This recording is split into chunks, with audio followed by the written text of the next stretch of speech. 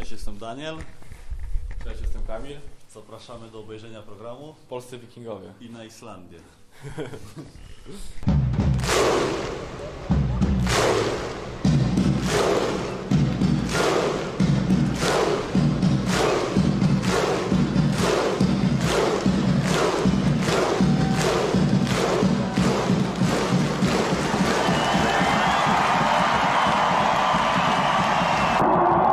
Cześć, jestem Ewa, a to jest program Polscy Wikingowie. Za chwilę spotkam się z Danielem Śpiewakiem, który jest kierowcą śmieciarki w jednej z islandzkich firm.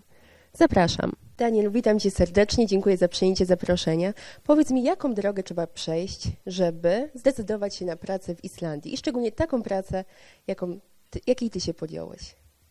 No, droga to na pewno jest 3,5 tysiąca kilometrów. No i są pewne czynniki zewnętrzne. No, w Polsce wiadomo, no, młodym ludziom nie żyje się najlepiej. Niestety no, polscy politycy no, do tego doprowadzili, że jest tak, a nie inaczej. No, pewne warunki no, zmuszają młodych ludzi do opuszczania kraju no, w dosyć dużych ilościach, jak mówią statystyki, no i taka jest prawda. Czyli cele zarobkowe, to był ten główny powód, tak? Głównie cel zarobkowy w Polsce. Byłem właścicielem sklepów, no niestety się nie udało, postanowiłem wyjechać za granicę, aby nadrobić stracony czas, powiedzmy. Ale dlaczego Islandia? Jest tyle krajów, blisko Polski, do których też wyjeżdżają Polacy, tak? A tutaj sobie wymyśliłeś Islandię, gdzieś po prostu na końcu świata. Tak jak mówię, no ambicja poznać coś nowego, nieodkrytego, powiedzmy, prawda? Tutaj ja jestem z Zagłębia Dąbrowskiego, Ja z Katowic, to podobne rejony, bliskie. ale dzieli nas granica. Głównie są tu ludzie z Pomorza, Podlasia, no i cała strona, powiedzmy, północno-wschodnia, dlatego ja mówię, że to jest dla mnie coś nowego, nieodkrytego. No, mało osób, powiedzmy, z naszych stron, w cudzysłowiu, się tutaj znajduje. No, do tej pory mało ludzi poznałem. Ja tutaj przyodziałam się w ubranie, które zapewne też Ty wykorzystujesz w swojej pracy. Nie ukrywam, że mam sporo zabawy, ale Twoja praca raczej zabawą nie jest, tak? Jest to dość ciężkie zajęcie, tak mi się wydaje. Tak, no jak wszędzie na świecie, myślę, no jest to praca dla wikingów, prawda, powiedzmy. Różne są rodzaje pracy wykonywanej, prawda, no tutaj jest wiele sekcji. Ja pracuję na ten moment w sekcji zbierania firm. Są chłopaki, którzy zbierają, prawda, miasta, czyli no rodzaje pracy są różne, praca nie jest lekka. Zaczynasz o świcie? My zaczynamy o 3 bądź o 4 rano, z uwagi na to, że jest mniejszy ruch, prawda, nie wszędzie później można wjechać samochodem. No i tak jak mówię, no, warunki atmosferyczne często też wydłużają godziny pracy, dlatego no, czasem warto zacząć lepiej, aby mieć pewne to, że się skończy w miarę dobrych godzinach. Jesteś tutaj już od 2 lat, tak, jak mi powiedziałeś. No i to już jest długi okres czasu, więc można założyć, że jednak odpowiada Ci Islandia, odpowiadają Ci zarobki tutaj, czy tak jest? No, kwestie finansowe na pewno w porównaniu do znajomych z innych krajów w Europie, no bo wiadomo, mamy wszyscy znajomych rozsianych po całym świecie. Myślę, że są odpowiednie. Sam kurs, prawda, korony islandzkiej, odkąd ja tu jestem, poszedł diametralnie w górę. No, ceny również poszły diametralnie w górę, co wiąże się z większymi wydatkami. Ale no, ja, że tak powiem, na pieniądze, no nie możemy narzekać. Urodziło nam się tutaj dziecko, wynajmujemy mieszkanie, prawda, kupiliśmy samochód. No, myślę, że w Polsce ciężko byłoby to osiągnąć przy takim samym nakładzie, prawda, wysiłku. Skończyliśmy 1. stopień języka islandzkiego. To już na pewno więcej możliwości, prawda, jeżeli zna się tutaj islandzki. Tak, z tego co zauważyłem, Islandczycy bardzo doceniają zaangażowanie w naukę ich języka. A my nie chcemy się za bardzo uczyć. No, przykro mi powiedzieć, ale no wiele jest osób, które niestety no, nie podejmuje się nauki jakiegokolwiek języka. Przyznałeś mi rację. A dlaczego tak jest? Jak myślisz? Może strach, może obawa, A może lenistwo? może brak czasu. Dobrze, będziesz bronił rodaków mimo wszystko. Powiedz mi, jak to wyglądało na samym początku, bo przyjechałeś i co? Miałeś jakichś znajomych? Czy przyjechałeś, spróbowałeś, dałeś sobie jakiś czas na znalezienie pracy? Czy przyjechałeś na gotowe, mówiąc kolokwialnie? Przyleciałem, prawda, w ciągu pierwszego tygodnia, no oczywiście znajomi z rodziny mojej małżonki pomogli mi znaleźć pracę przy podpinaniu światłowodów, gdzie pracowałem pół roku, no i później się znalazłem tutaj, prawda. No i jak to wyglądało? No, na początku wiadomo, no, nie było żadnych znajomych, później udało mi się ściągnąć kilka osób z Polski, później te osoby ściągły kilka osób również. No i, że tak powiem, stworzyliśmy takie swoje grono, w którym się spotykamy poza pracą, w wolnych chwilach. No ale na początku no, ciężko było na pewno jak każdemu za granicą. Co jest najtrudniejsze? Tęsknota? Coś innego? Tęsknota na pewno. No, lubię Islandię, prawda, podoba mi tu, odpowiada ten kraj. Pasuje mi tu wiele rzeczy. Są rzeczy, które wiadomo, no, nie pasują, jak wszędzie, prawda. Ale no niestety, no, Polska to Polska, prawda, to jest moja ojczyzna, gdzie się urodziłem. No i kocham ten kraj mimo wszystko, prawda. Czy praca leży tutaj na ulicy? Bo często to słyszę. Praca leży na ulicy, nie przejmuj się, na pewno coś znajdziesz. Czy tak jest? Tak, pracy jest mnóstwo, naprawdę jest mnóstwo pracy dla ludzi, którzy chcą pracować, prawda. Tak się przy okazji złożyło, że przyjechał tutaj twój kolega, któremu pomogłeś. Kamilu, zapraszam cię serdecznie. Kamil. Rodek. Kamilu, dlaczego Daniel przekonał cię do wyjazdu? No, zaproponował mi taką możliwość, a żyłem w Polsce jak żyłem, po prostu no, bez żadnych większych perspektyw na to, żeby coś osiągnąć w tym kraju. No, próbowałem wielu prac, ale no, niestety no, nie udało mi się zarobić znacznych takich pieniędzy, z których byłbym satysfakcjonowany. No i pierw sam spróbowałem wyjechać do Holandii i w międzyczasie utrzymywałem cały czas kontakt z kolegą Danielem. Któremu już dobrze się tutaj wiodło. Tak. No, w Holandii byłem 1,5 miesiąca, wyjechałem tam, początki były ciężkie dla mnie, bo nie znałem nikogo i tak po prostu no, mam aktualnie 20 lat i taki wyjazd dla mnie wtedy, rok temu, był trochę taki stresujący. No. Ale nie żałujesz. No nie żałuję, spróbowałem tutaj pracy. Zacząłeś od tej firmy, tak? Tak, zacząłem od tej firmy. Czym dokładnie się tutaj zajmujesz? Przez pierwsze 3 tygodnie zajmowałem się zabieraniem śmieci z domów pojedynczych. No i potem była taka możliwość, że dostałem się do grupy, w której zabierałem śmieci z firm. Głównie z centrum, spoza centrum, z restauracji, barów, hoteli. I przyszła zima, bo przyjechałem w listopadzie. No i nie było łatwo. Ciężkie doświadczenie. No ciężkie trochę doświadczenie, bo jako tako byłem osobą słabą trochę fizycznie, no i ciężkie były początki, jak zaczynałem tutaj pracować, ale potem było coraz lepiej. Przyzwyczaiłem się do tej pracy i mam zamiar tutaj zostać no, na pewno na kilka kolejnych lat.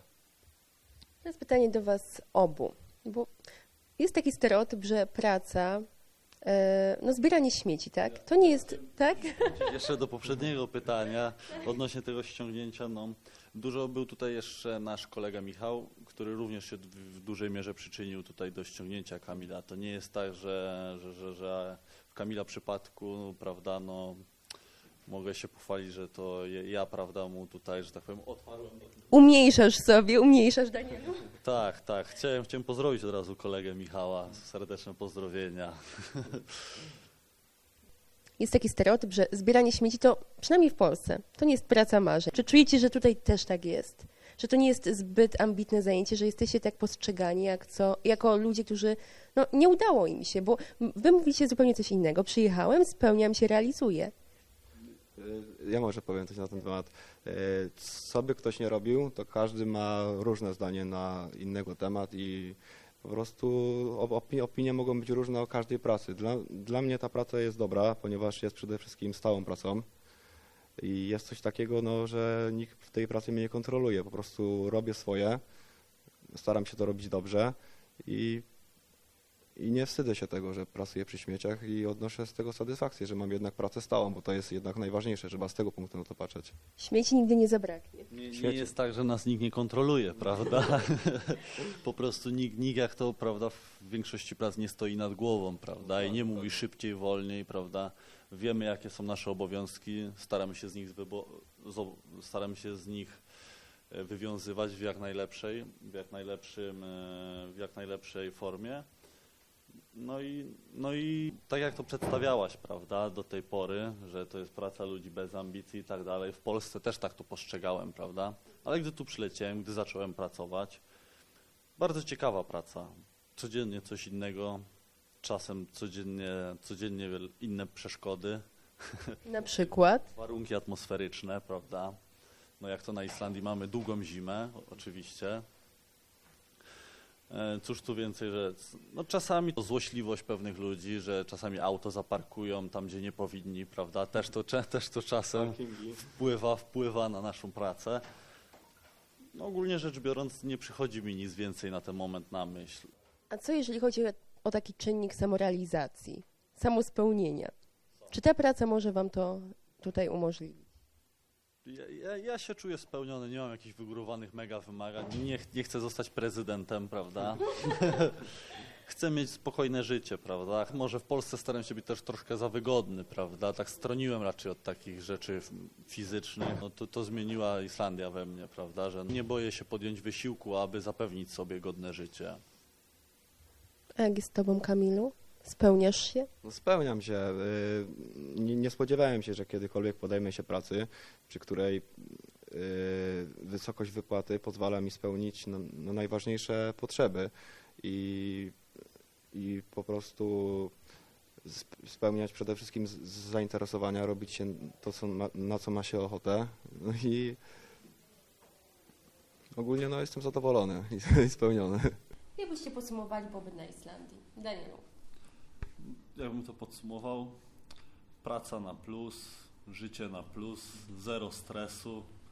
To są chyba takie największe różnice w porównaniu niestety do życia w naszym kraju.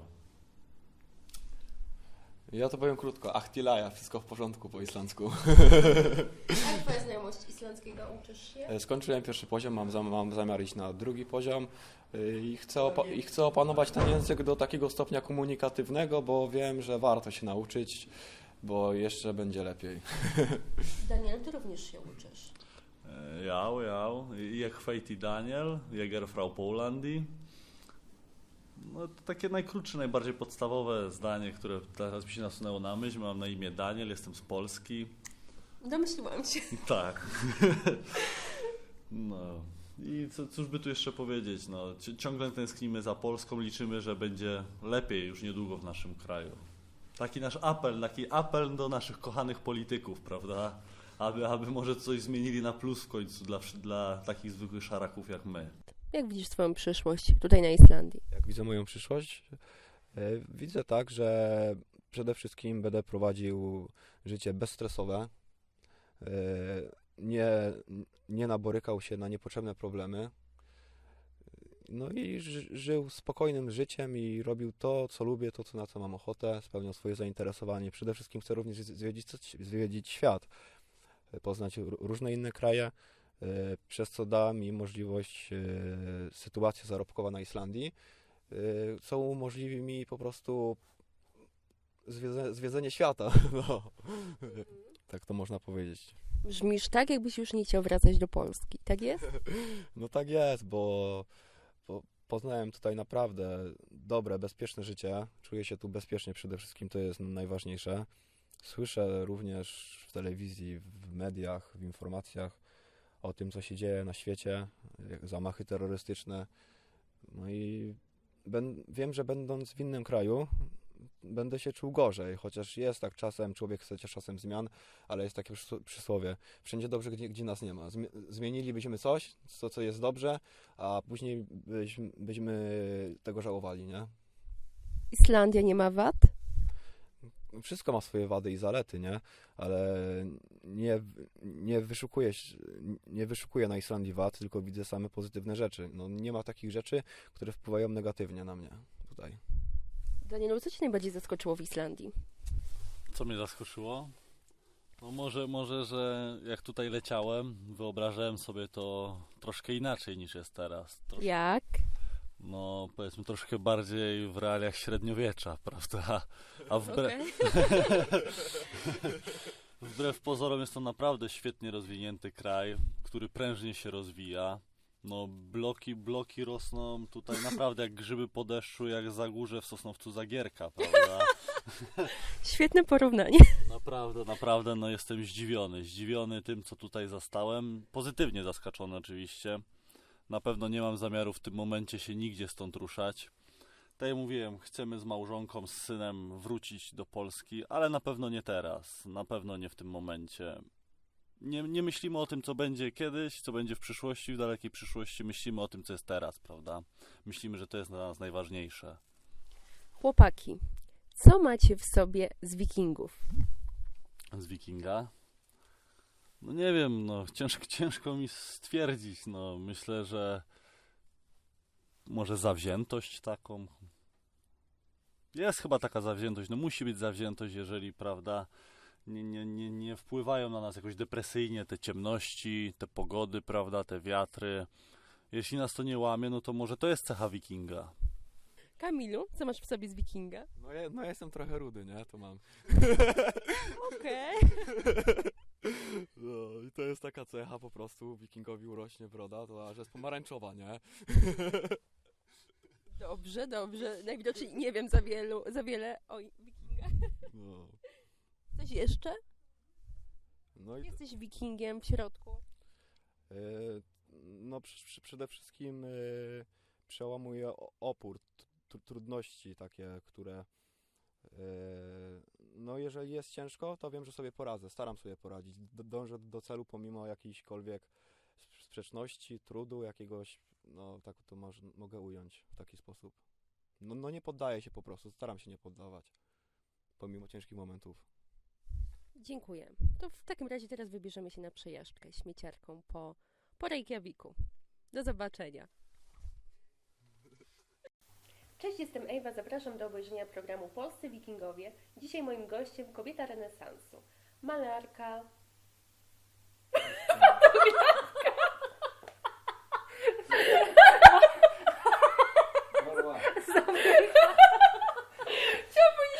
pisarka i taka, o Boże, co ja to nie Mogę zacząć, nie ma sprawy. To będzie... Cześć, jestem Ewa, zapraszam do obejrzenia programu.